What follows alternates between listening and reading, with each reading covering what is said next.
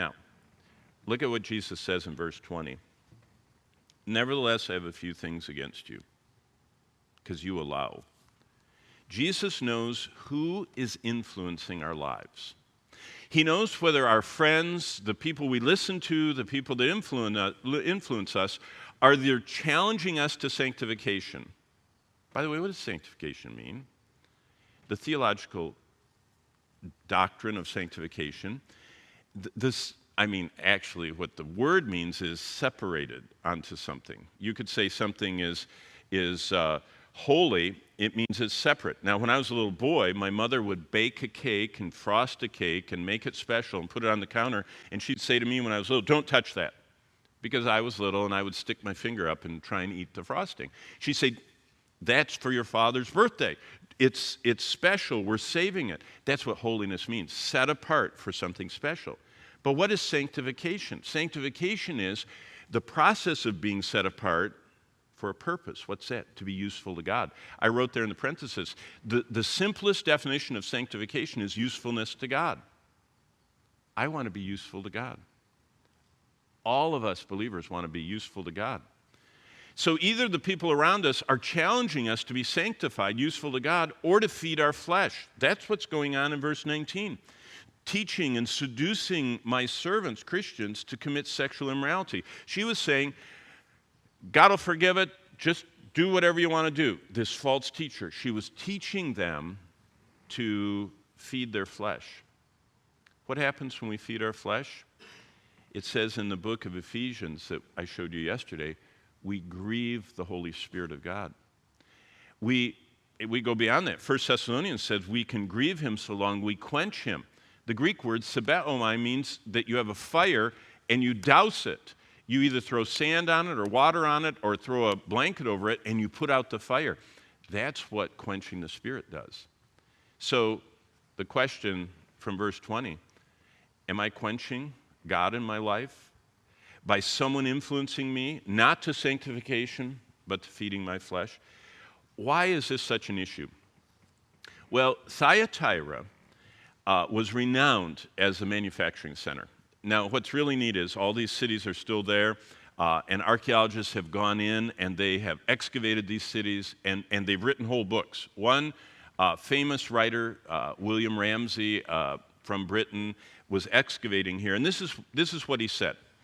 Thyatira was renowned for manufacturing and industry. Most of the workers in this city were members of guilds that operated like our labor unions today.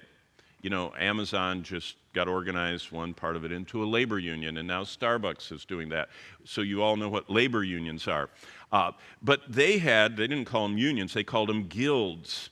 And the guilds encouraged their members by setting prices for their labor and the prices for what they made. So this is going on 2,000 years ago.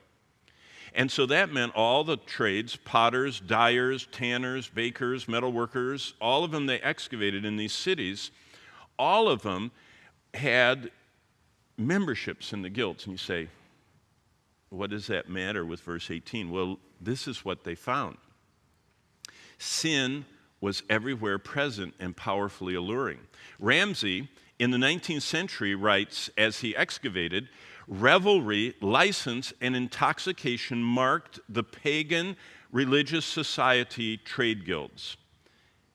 Why it's involved is the trade guild, each one of them had a pagan god that was kind of like their mascot. You know how we have athletic mascots? Their industries had one of the pagan gods, one of the Greek or Roman gods, as the one that they said, they're helping us do our work.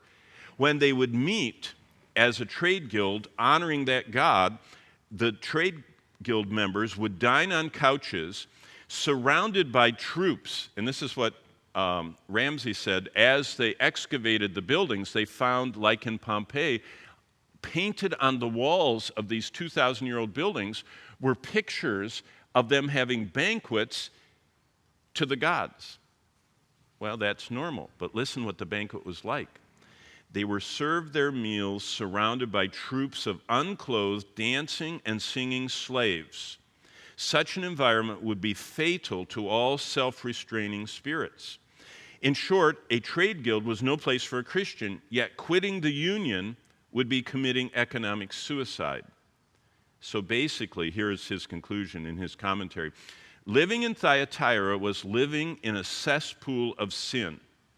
The immense pressures of the world squashed the early church. And wives knew every month their husband was going off to a guild meeting, knowing he would be served alcohol and as much as he wanted, followed by what we would call today a pornographic strip show. And that's how everybody's life was in Thyatira.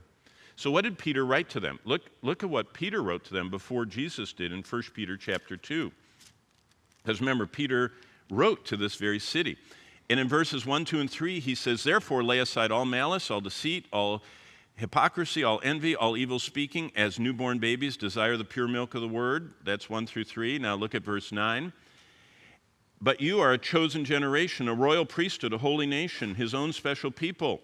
Verse 10, "Who are not a people, but now have become a people." Now look at verse 11. "Beloved," based on verses 1 through 10, "as sojourners and pilgrims abstain from fleshly lust, which war against the soul."